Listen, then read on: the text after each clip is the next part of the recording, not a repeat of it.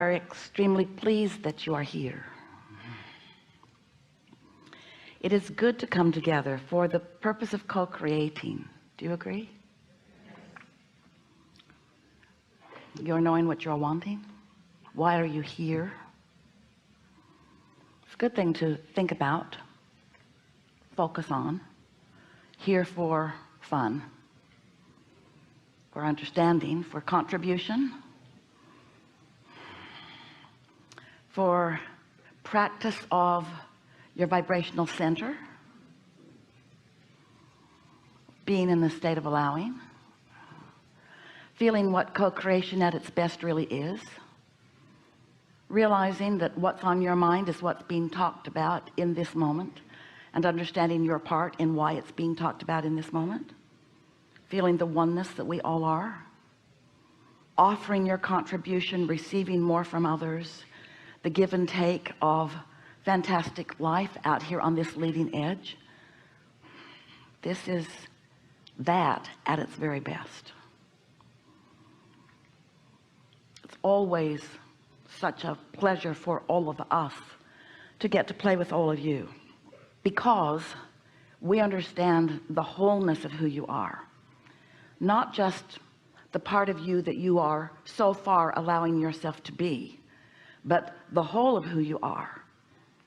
And because we understand where your hang-ups are, where your resistance is, that is keeping you, even though you're right on the verge of an understanding, from getting it, because we know where you are in relationship to all of that.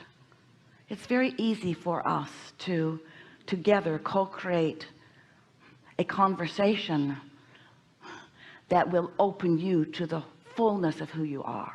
And so that's the best part of a gathering like this, is that it's not just your intellect that is engaged, and that matters because focus is a really good thing, but it's also an activation in a extreme way at the vibrational frequency of your core, and you're going to be able to feel what your usual practiced and right now in this moment, because of the thoughts you think, vibrational relationship is with that core vibration. In other words, your relationship with your inner being, the source within you, that part of you that was you before you came into this body and still is the dominant part of you.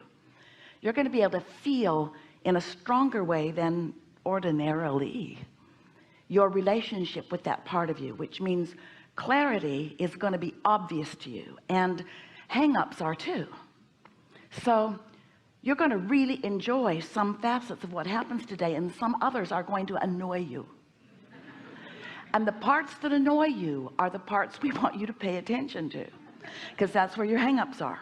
What rubs you the wrong way is you rubbing you the wrong way, and there's something valuable for you in the conversation. And the good news is we know where you are in relationship to it, so we can call you along nicely. We know you have some basis of understanding of who we are, and therefore who your own inner being is. And we know you have many important things that are on your mind about how your life is unfolding, and those are the things that we really want to talk about with you, because what's on your mind, what's active in your vibration, is in large part the reason that law of attraction has assembled this gathering. This gathering of physical and non-physical has never been before. And to all of the universe, it is a unique conversation that is particularly important to you, and therefore to us. So since we know that you have a basis of understanding law of attraction, what is it? It's the basis of the universe. It's what causes all things to come together. And focus, what is that? Focus is you in your body using your mind to give your attention to something, and thereby activating a vibration that emits from you, a vibration that then law of attraction responds to. So since we know that you have a basic understanding that law of attraction just is, and that it won't bend for you, Esther begged for us to do something about that. Can't I please, in this one moment in time, be the exception to law of attraction? Can't you give me something other than what I'm vibrating? Can't you give me what I'm saying instead of what I'm meaning? No. Law of attraction always responds to your vibration. And sometimes you have tricked yourself. You've said the words to something so many times that you think that your words are what you mean. But the universe is not dissuaded by your words, because the universe is responding to your vibration, and your vibration is your belief. It's what you've practiced. It's what you really mean.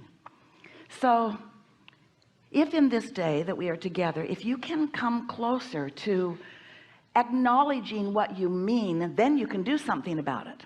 But if you keep kidding yourself by saying things that you don't mean, and then wondering why you don't get response from the universe, or from your children, or from your neighbors, or from whoever you are co-creating with, if you keep wondering why they don't behave the way you ask them to, that's why. You've got a contradiction going on within you. And when you own up to what you're offering vibrationally, then only then do you have creative control about what you attract.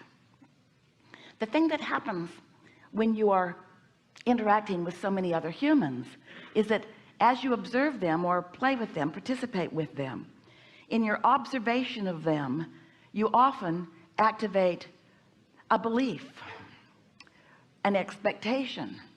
This is the way they often behave. And so as you're observing it again, you're offering a vibrational acknowledgement of your expectation, and then you can't get anything other than that from them, even though you'd like to, and even though your words and your rules dictate it. But you can't get around what you're offering vibrationally. The only thing you can do is adjust it. We want to say right here at the beginning of this gathering that it is not our intent now, and it will never be, to ask you to settle for something that you don't want, to just say, I'm going to suck it up and I'm just going to take what's being dished out to me. That's not our point. Nor is it our point that you should in any way try to behave